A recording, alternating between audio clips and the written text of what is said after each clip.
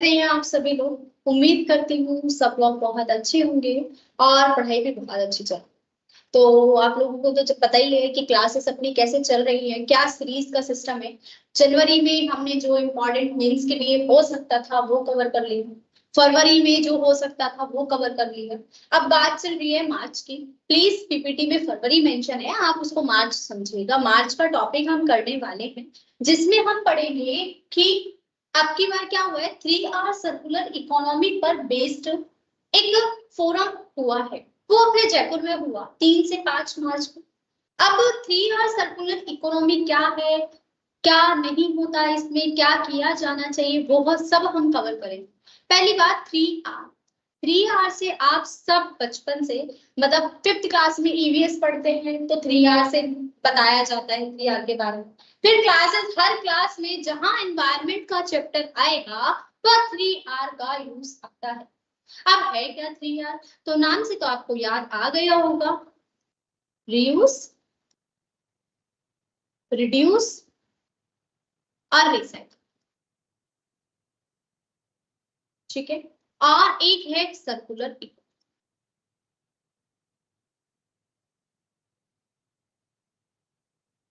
क्या आपको ये 3 आवर देखने में ही सर्कुलर जैसा नहीं लग रहा कि आपने कोई प्रोडक्ट बनाया, उस प्रोडक्ट को इस तरह से काम में लेना है कि वो रीयूज आ सके। फिर रिड्यूस का मतलब जितनी आवश्यकता हो उतना, और रिसाइकल का मतलब अगर वो खराब हो गया है तो उस खराब चीज से भी कुछ अच्छी चीज बना करके उसको प्रयोग लिया जा सके। सर्कुलर इकोनॉमी हो गई। तो इस पर बेस्ड जो फोरम हुआ है उसमें क्या हुआ वो हम कवर करते हैं। मैं आपको इन्फॉर्मेशन के लिए बता दूं कि 21 मई से अपना बैच आने वाला है। जिस भी बच्चे को एनरोल करना है कर लीजिए। आपको डेमो क्लासेस प्रॉपर मिल रही हैं, जहां आपको as a foundation batch classes provide करवाई जा रही है। ये जो यूट्यूब पर आपको क्लासेस मिल रही हैं वो फाउंडेशन बैच के टाइप में मिल रही हैं कि हम अपनी स्टार्टिंग बैच की करने कैसे वाले हैं। हम प्री को फोकस नहीं करेंगे अभी, हम सिर्फ मेंस पर फोकस करेंगे। क्योंकि आपको जैसा पता है कि मान लीजिए सितंबर में अपनी वैकेंसी आती है तो वही अपना जनवरी में एग्जाम होगा। जनवरी में एग्जाम होता है, उसके बाद आपको 3 या 4 महीने मेंस के लिए मिलेगी। और जो हमारे नए फाउंडेशन बैच के बच्चे हैं जिन्होंने अभी सिर्फ तैयारी स्टार्ट की, मैं उनकी बात नहीं कर रही जो पहले अटेम्प्ट दे चुके हैं, मैं उनकी बात कर रही हूँ जो सिर्फ स्टार्टिंग के फेज में। माना कि उन्हें इतना हार्ड नहीं करवाना चाहिए कि मेंस का डर, क्योंकि सुन के ही डर लगता है। लेकिन आपको ये पता है कि मेंस आपकी आंसर राइटिंग स्ट्रॉन्ग करेगा। और सब सब्जेक्ट्स ना कवर करके करंट अफेयर एक ऐसा सब्जेक्ट आपको मिलता है, एक ऐसा सेक्शन है आपके पेपर का जो आपकी आंसर राइटिंग को शुरू से रिदम में लगेगा। बाकी हमारे जो और टीचर्स हैं, जैसे मैं बात कर लूं क्वालिटी वाले देवोजी सर की, तो वो क्या करते हैं आपको प्री, मेंस और इंटरव्यू तीनों को कंबाइन लेके चलो। हम अभी सिर्फ बात कर रहे हैं मेंस और इंटरव्यू की, क्योंकि करंट अफेयर चेंज होता रहता है। जब वैकेंसी आएगी आपको मंथ के हिसाब से करवा दिया जाएगा। ठीक है, मैं स्टार्ट करूं। चलो,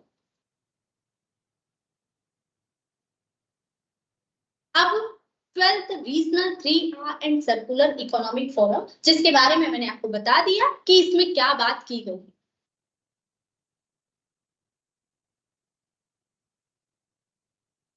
चलिए, पहली बात, इसका आयोजन कहाँ पे हुआ। तो इसका आयोजन जयपुर में हुआ। कब?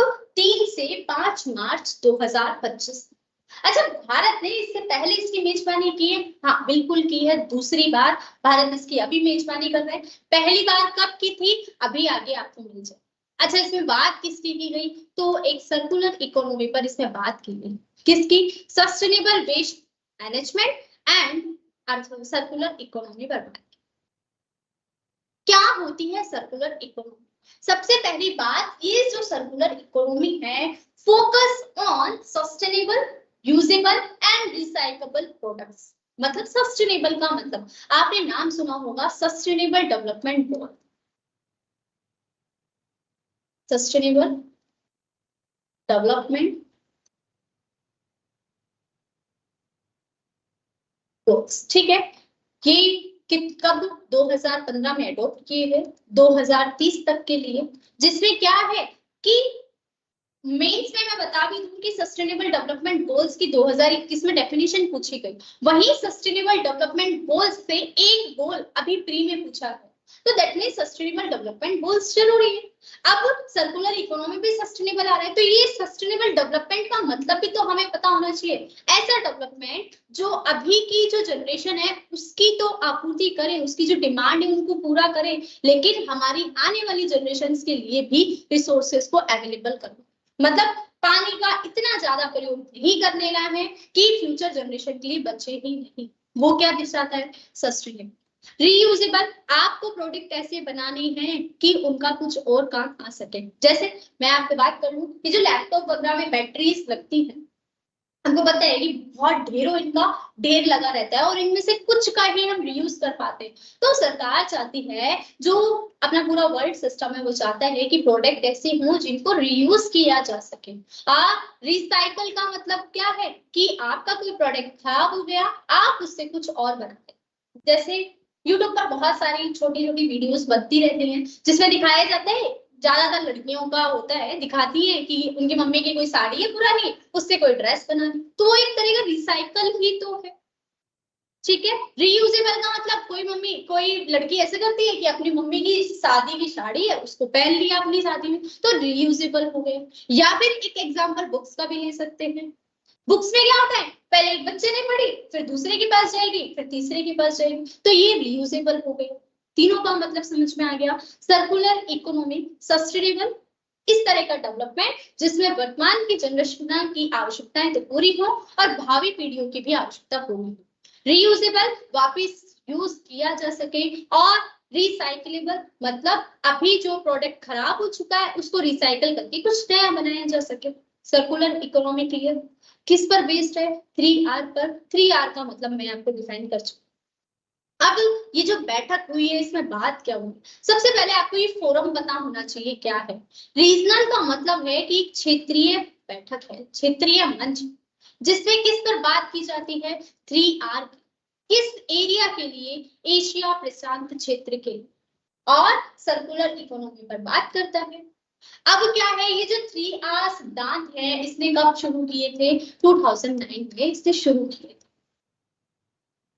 अब बात कर लेते हैं, सबसे पहले 3R पर बात 2009 में की गई है जो रीजनल फोरम है। उसके बाद में आपको क्या याद करना है इससे, ये पीआईबी की साइड से आपको बताया जा रहा है कि इसमें क्या इंपॉर्टेंट है। सबसे पहली बात, आप हनोई वाली डिक्लेरेशन याद रखेंगे।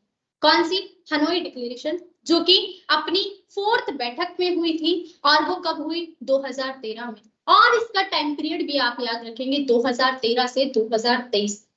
हनोई डिक्लेरेशन किस पर बेस्ड है? 3R पर बेस्ड।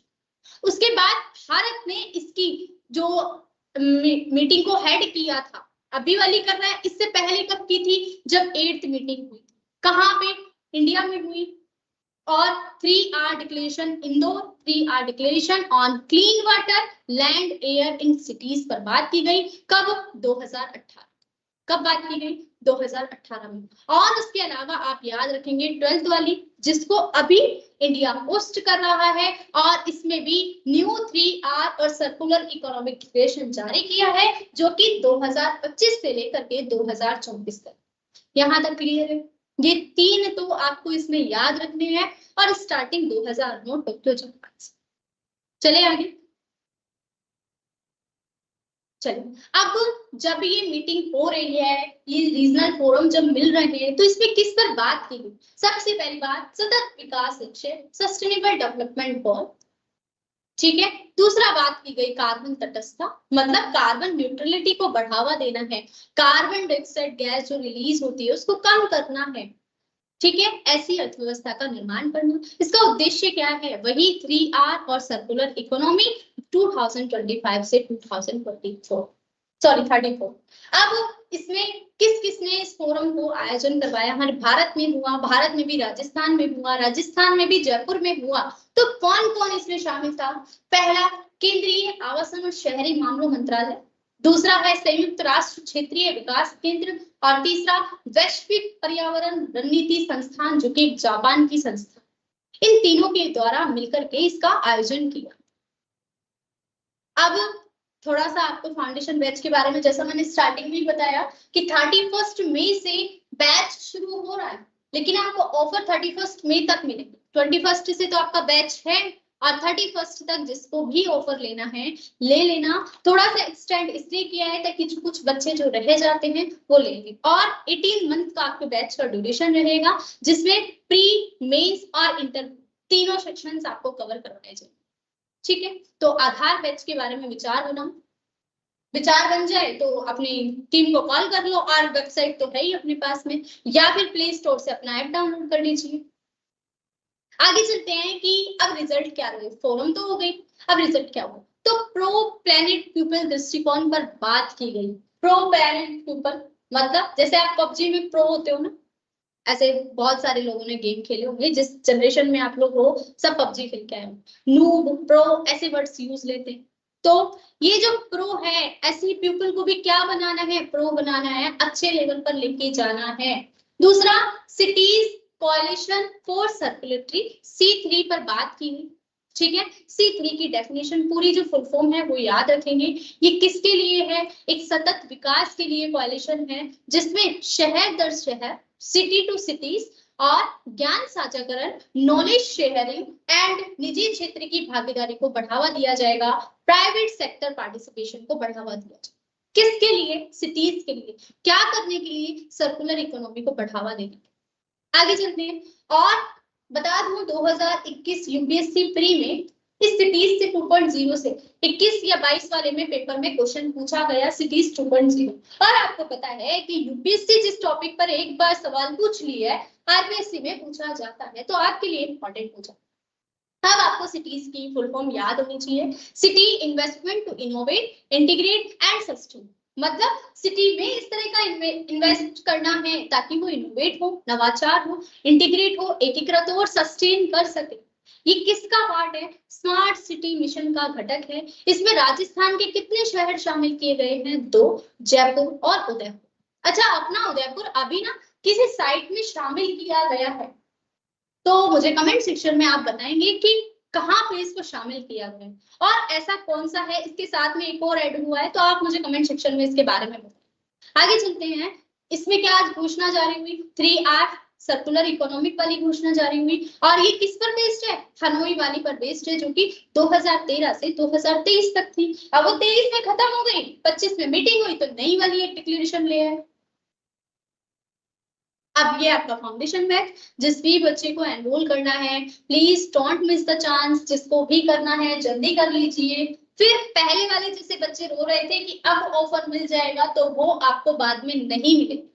ठीक है, तो वेबसाइट जल्दी से विजिट करो, और टीम बैठी है पूरी, कॉल करिए। आपको किसी भी रिगार्डिंग में कुछ भी डाउट होता है तो आप पूछ सकते हो। और 31 मई के बाद भी आपके लिए एक ऑफर है, जिसमें आपको जो ऑफर जो मिलता है ना, आपको जो अभी मिल रहा है आधार बैच में, वो नहीं मिलेगा। फिर आपको जो हमारे प्रॉपर बैच चलते हैं सिल्वर, गोल्ड और कॉम्बो, उनमें से कोई एक अवेलेबल हो। सारे बैच बायलिंगुअल मिलेंगे। अगर इंग्लिश मीडियम वाले बच्चों की डिमांड रहती है कि हमें प्रॉपर इंग्लिश में ही चाहिए, तो उनके लिए भी सुविधाएं हैं। ठीक है, बस आपको इन क्वालिटी कंटेंट पर थोड़ा सा विचार करना है, क्योंकि क्वांटिटी मार्केट में बहुत भरी पड़ी।